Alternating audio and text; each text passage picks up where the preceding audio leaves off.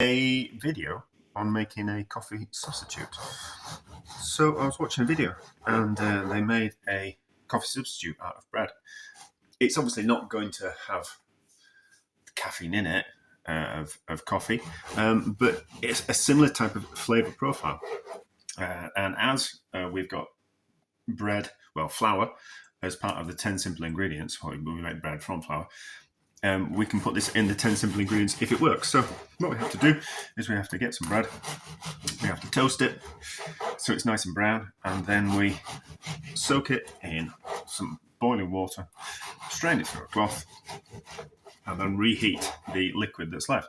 And we end up with a coffee substitute. It's not going to be coffee, but it's going to have the flavour kind of profile. So, and I kind of think it'll be the sugars from the bread that caramelise. And I just kind of thought that'll be kind of quite interesting, and potentially be able to use it in something else. So, if we can make something that's like malty and in flavour, which I presume it kind of quite will be, like a toasted brown flavour, then we might be able to use that in something else. So, slice the bread up, toast it I'm going to roast it in the oven. But the video that I watched, I did it in a frying pan, but I can't really be bothered frying the bread in a frying pan, and I kind of think it would be much easier just to put it on a tray like that and roast it in a relatively hot oven, and then we get nice and brown on the outside. But we'll see how we go. Right, so I don't want to take those any darker than that. Okay, it's just boiled. So, probably going to need a big pan on that, because it's going to expand when we add the water to it. So we've essentially dried all the moisture out of it, and then it's crisped up. That was hot, and then toasted it in the oven.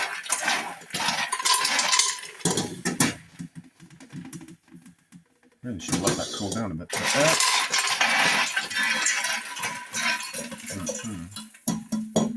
In that as well, and then hot water over the top of it to steep it.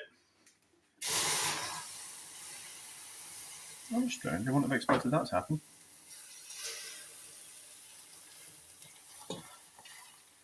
So, that much water. We're going to squeeze the water out of it. So we need to cool it first. So we'll put a lid on it and leave it overnight. It's getting a bit late now. I don't think we haven't got time. Well, just give it a bit of a taste over here. It probably just tastes like bread. It's not dark in colour. Let's see. Okay, so we'll leave that overnight. It's not going to burn my bowl, is it? No. We'll leave that overnight, and we'll have a look at it tomorrow morning. Let's have a look at this off and give it a taste. So it's steeped overnight. It looks a bit murky, if I'm honest. Yeah. So, how was I thinking about doing this? Was I just thinking about... Yeah, let's faff about a bit. So, this is going to be tricky. So, cloth over a jar. I'm trying to get away from using plastic, but everything comes with its price, doesn't it? Now, let's just see if we can squeeze juice out of it first. This is going to be tricky. Doing it on camera anyway. Not in. And if I wasn't faffing about so much. It's probably because I don't think things through. It's probably because I just get on with it. Or make things work. So, a bit cack-handed. So then what we'll do is we'll just let the juice drain through, but then we'll give it a good squeeze as well. So we'll squeeze out as much juice as possible. And then the bread we'll give the bread a taste, won't we?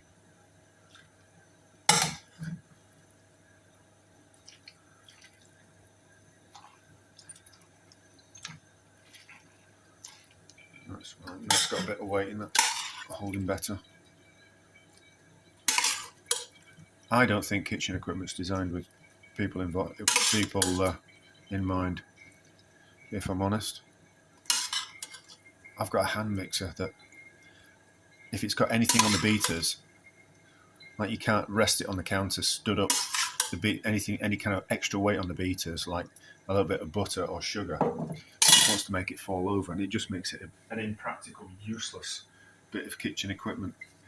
So let's try a bit of the bread. I'm thinking that when we squeeze it out, the more flavour will come out of the bread, but that liquid was a bit nondescript. But anyway, we'll let that drain.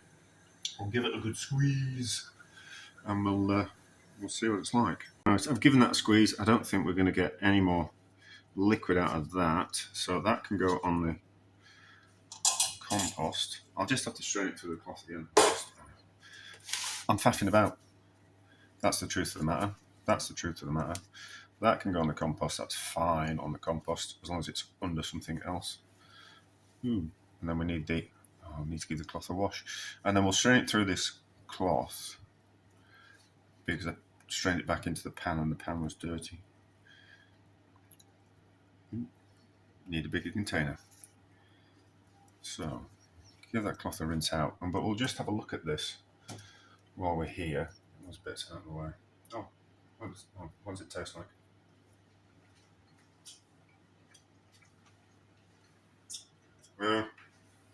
Yeah. It's alright.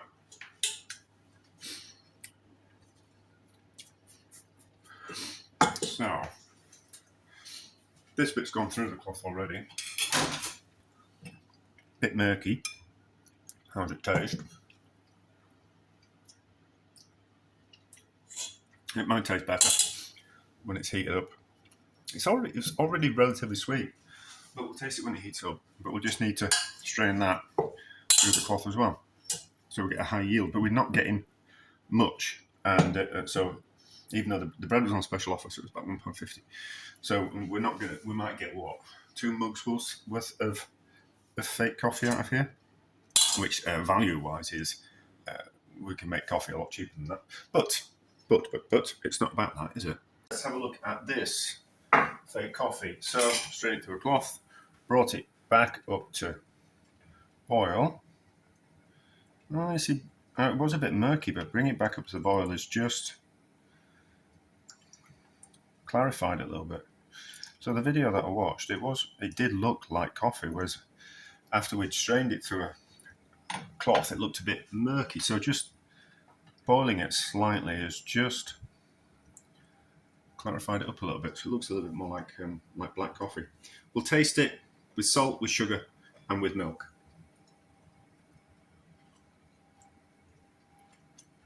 Do you know it's not terrible. It tastes like bread. It's got that bready flavour to it, and I suppose if you're wanting something warm, so just a little bit of salt. So now we'll know if it would work in a dessert to give something a little bit of a flavour, or maybe a bit of colour, so maybe it would work in eggs or something like that, or maybe in a bread and butter pudding or something like that. So how does it taste? Sweet? A bit more. Maybe using sourdough wasn't the best idea. Oh look, it's alright, so as it cools it's clouding. So a little bit sweeter.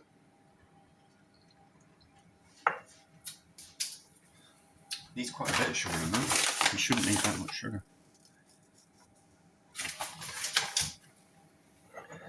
That's quite a lot of sugar for something that's only a couple of dessert spoons. Oh, I'm going to be burning my cable if I'm not careful. So, okay. So what does it taste like with a little bit of milk in with it?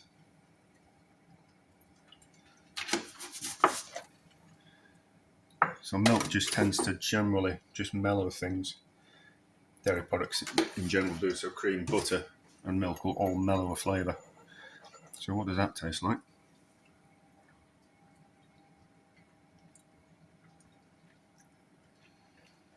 Do you know, that's not terrible. That's not terrible. So what I have noticed is that we're getting a little bit of a skin forming on the top of it, which is kind of quite interesting. I don't know if there would be any kind of use of that. So it tastes with a little bit of salt, and then we know if it's got any kind of savoury uses.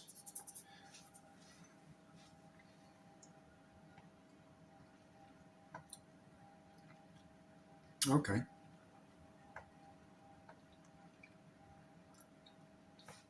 It's more interesting savoury. It's more interesting with salt in it. So I prefer that with salt in. That's interesting, isn't it?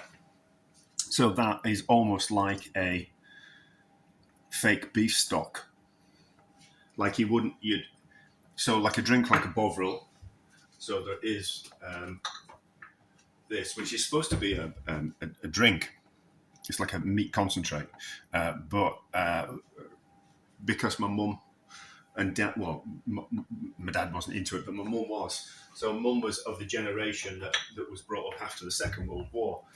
And things like Bovril on toast was like one of those things that would fill you up and make you feel satisfied. So like it probably would have been margarine, but like thick slice of bread with margarine or butter, and then Bovril was something that you would have to fill you up in between meals. So maybe you'd have breakfast and then have something like that for lunch to put you on, and then that for and then have an evening meal, or have that later on in the day just to kind of keep you going, type of thing, or like a push, or have it in like a Bovril sandwich, butter and bread with Bovril. But Bovril is essentially a beefy drink.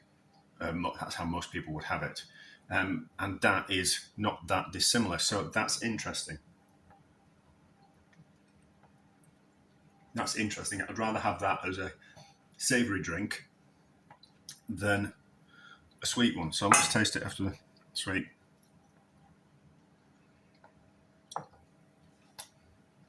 Actually better now it's cooled down. So maybe we could do like a set egg custard flavoured with that. So instead of using milk, we could use that, or even make a zabaione, which is whisked up eggs with a bit of masala wine, isn't it? And some sugar. Maybe we could use that as the wine part of it, rather than the is masala wine. It's probably a fortified wine, which means that it's a wine that's then had other things added to it at a later date, and up the alcohol content and aromatics put in. I can't quite remember what masala wine is, but I think it's classed as more of a fortified wine than actual wine type of thing. But yeah, so that's nicer cold and sweet. It's nicer hot and savoury. That is kind of quite interesting. Right, okay, so I'm going to keep that. I was going to throw it away because I was just kind of thought there, but it's interesting. It's interesting. I think that has got cold sweets, a cold dessert use in that, like a beef substitute, like a bit a stock type of thing, or if we wanted to make yeah, that's interesting. But of course. So this is why my video is too long, because I think my way through things. So things like Vegemite and Marmite are like a yeast-based paste, and of course, bread gets its flavour from the yeast, doesn't it? And the fermentation process. So of course it has a meatiness to it, because yeast has a meatiness to it, and we have extracted yeast flavour out of it and the sourness of the sourdough. So yes, of course. So I might do, this might be a video in itself, or it might be a video with extra bits on it which make it even longer than it is, but that's kind of quite interesting, and I'm glad I made it. So, success.